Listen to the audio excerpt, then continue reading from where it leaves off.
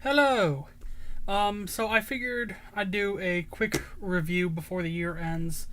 Not of this controller, but rather of this one. This is the 8BitDo SN30 Pro controller. And I figured the easiest way to do that is by starting off with the SN30, which is the basic version. So take off the sleeve, take the top off the box. Here it is. It's a little familiar. A, B, X, Y, D-pad, select and start are a bit rubbery. L and R. And, I mean, it's pretty obvious what this is trying to be. And for what it's worth, it feels pretty good. This works with the PC natively. It actually says supports iOS, Android, Windows, and Mac OS. And then there was a firmware update that lets it work with the Switch. I've personally been playing the Switch version of Cave Story with this, and it's great. But that's enough about the SN30. So let's put that to the side, and let's talk about the SN30 Pro. No top portion of the box. That bothers me. I don't know. It was just kind of cool to pop that off. But what you're looking at here is still pretty familiar. A, B, X, Y. X and Y were concave on both of these. A, B, convex. Start and select, still rubbery. D-pad, L and R. But now we've got L and R triggers. And two, oh my god, those are buttery. Two very smooth control sticks. Those are also buttons. Let's got a home button, and then this is turbo. There was no turbo button on this one. Actually, I have to grab this one out again, because I also need to mention on this one it takes USB or micro USB. On this one it takes USB-C. So that's a bit of a change. USB-C is what the Switch has been using, so I've already got a USB-C cable, and I like USB-C. I like it more than I like micro USB. And that's not just because of the faster transfer speeds or anything. It's just, I don't know, it's cool. As for this versus any other traditional X input gamepad, let me go grab one. Okay, jump cut. Versus like the Switch Pro controller, this has got better grips. But I mean, it's got the same buttons. It's got two control sticks. It's got a D-pad. It's got start and select. It's got a home button, A, B, X, Y, A, B, X, Y. Dual buttons, dual triggers, USB-C powered. They both also have accelerometers. Nintendo has been very particular about accelerometers as of late. Even right here on the box. Motion controls. And rumble. But motion controls. There is an accelerometer, supposedly, inside of this little thing. And, like, for instance, if you're playing like a shooter, you could hold down the left trigger to aim down the sights and tilt the gamepad to get right over the guy's head, and then hit that right trigger and shoot him. And there's probably some other uses. Also, what's nice on the back is there is this handy little it's not gonna pick it up due to I don't have autofocus on right now. But there is a handy little cheat sheet here that explains how to put it in the different modes. So hold down the power button Y to connect to the Switch. Hold down the power button X to connect to the computer through X input. B in power for direct input. And then Mac is power in A. And I believe right off the bat, if you just press the power button, it wants to connect with the phones. Let me contact the manual to see if that's correct. Start B for Android. And then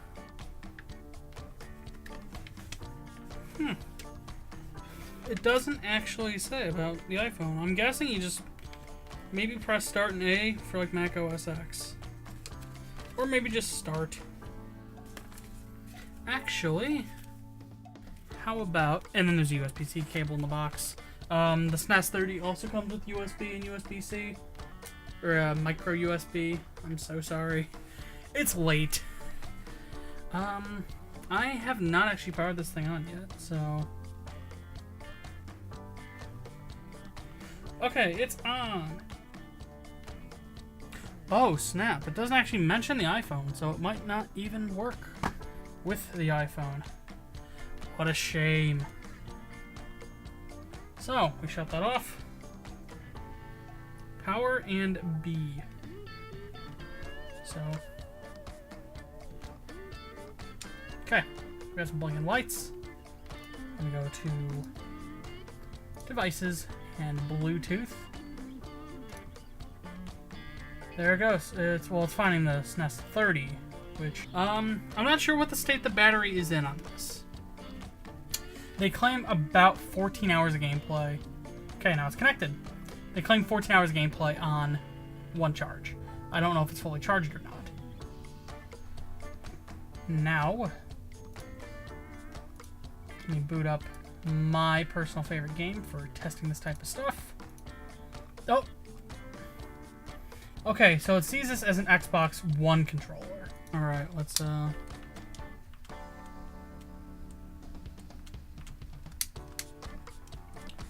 I'm not gonna get used to the fact that it thinks Y is at the top. So it literally thinks this is an Xbox 360 controller, not. Okay. So overall, this doesn't feel too bad.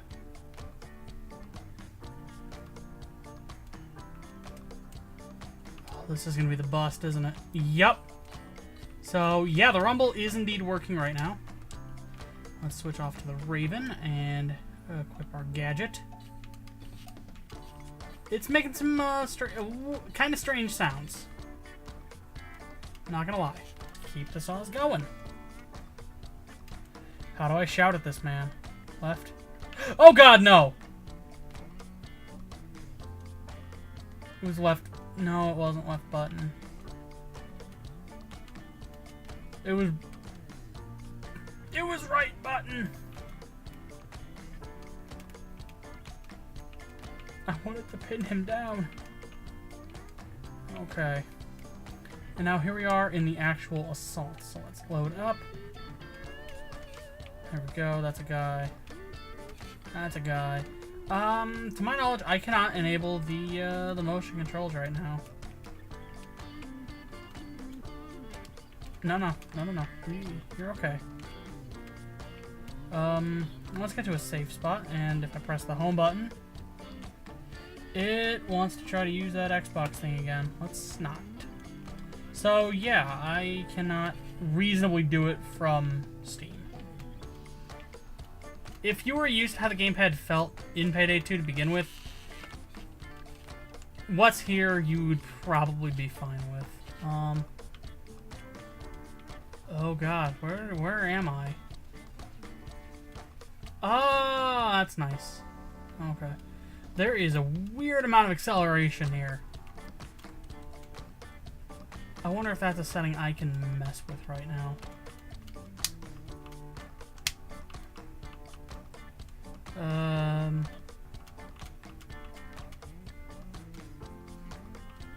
What's sticky aim and aim assist? No idea. No idea. Okay, so it kind of like aims to... Okay, so if you hold down, it aims... So like it locks onto the torso. So I can just kind of real quick go... Well, these are bad examples. I can't shoot them anywhere, but can't shoot them in the torso. Let's reload. All the saws are broken. That's nice. I feel like I can real quick just kind of do that. That's neat. Meleeing, that's terrible. Meleeing is terrible because you gotta hold down this. And trying to move like that is just, that's asking for disaster. Okay, so... But overall, it's a pretty solid gamepad. Nothing groundbreaking, nothing revolutionary, but if you like a SNES controller, but you also like the DualShock, you've now got a weird hybrid option. That's annoying. The rumble is annoying. I could probably disable that. Actually, I know I can disable that. It's called something weird though. Yeah, vibration. So without rumble. Okay, it's nice, the rumble. I wouldn't call it necessary for gameplay.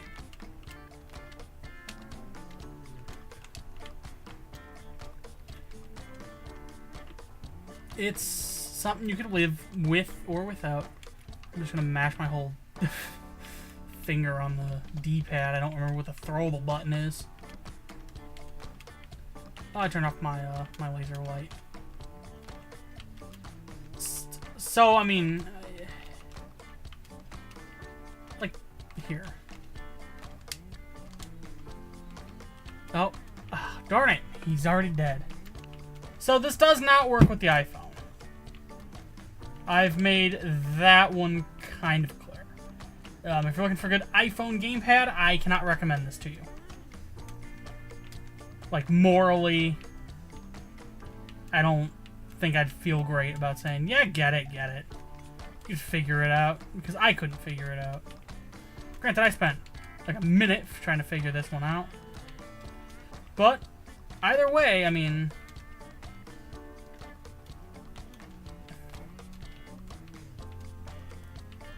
But what I could say... Okay, I can one-shot him with the Raven. Actually, hello. Still doesn't feel very fast. But if you're looking for like a Windows gamepad, or you just want a cheaper alternative to the Switch Pro controller, sure, get this. It's like 30 bucks. I think it's $20 cheaper than the Switch Pro controller. So that's nice.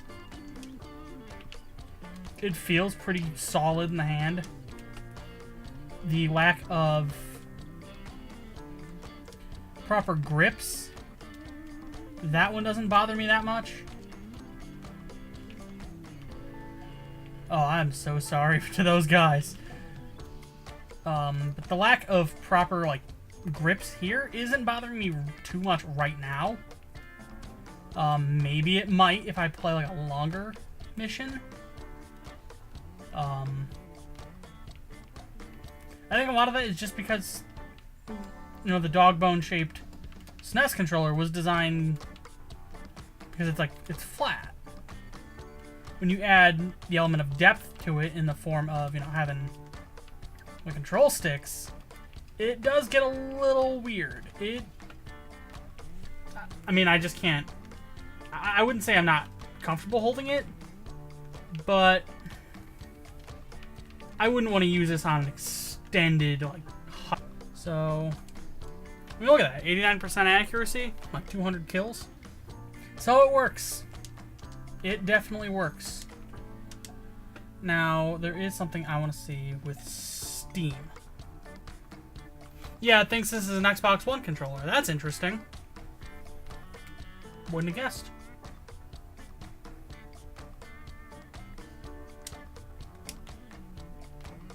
I don't know my difference between the controllers. So, that's that for this on PC. How does this work on the Switch? You are probably wondering, for good reason, why we are not using the Elgato. It doesn't believe I have any USB 3 ports, even though I've got 4. All of my USB ports are USB 3. So, whatever. Okay, so I was in the midst of Zelda. I'm playing the new DLC. Okay, that works.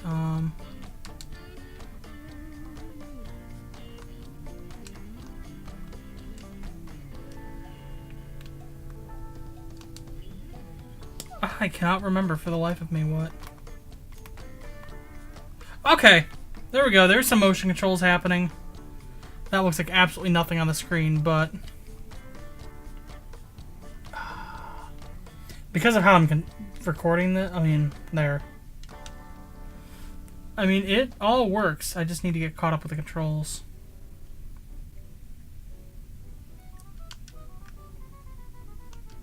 Okay. Yeah, I could reasonably play the game like this.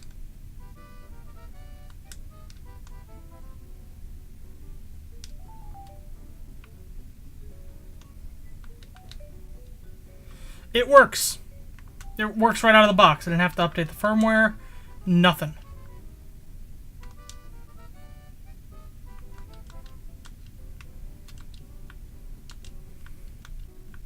And it would theoretically work with any and every Switch game you throw at it. So, if you're looking for a good Switch Pro controller stand-in, here you go. It works.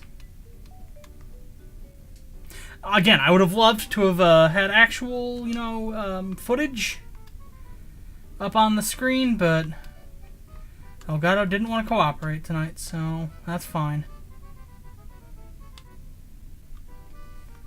The motion controls don't feel worse than they do on the Pro controller, so that's a nice detail. I was afraid they'd feel inferior. That's not the case. Oh, jeez. That's... Oh, goodness. Oh, wow. Wow. That really was a duel. I probably should have had my shield out.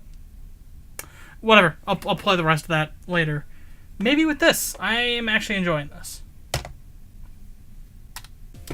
And there you have it. The SN30 Pro. SN30 Pro. It's $50, and you get a reasonably good gamepad, especially for the Switch. I bumped the camera, but that's okay. For the computer, it's okay. For Android, it's alright. I don't have an Android device, but it's worked alright here. The only thing is if you're looking for a good gamepad for your phone, you're out of luck. But other than that, I mean, if you need a good gamepad for your phone, the SN30 works just fine. That's like $30. Go ahead and throw the actual MSRPs up on screen. I don't have much more to say about the controller. It works just fine. If you need a good controller, this will do you just fine. Especially on the Switch, it's $20 cheaper than the actual Pro controller, and it works just as well. There's no reason to not. There's no reason to get the Pro controller if you're just looking for a regular dual stick gamepad that works with the Switch. This will do you just fine. It's got the motion controls, it's got the rumble. The only thing it doesn't have is that haptic HD rumble feedback thingy that they're always talking about, but you don't necessarily need it. It's nice, but it's not great. I don't have much else to add, so that was my review of the SN30 gamepad. My final verdict is it's a great freaking Bluetooth gamepad for pretty much anything you can throw at it. Oh, dude! Oh, that's really bright, but they got it. They frickin' got it! China, 8-bit though. Last scan December 8th.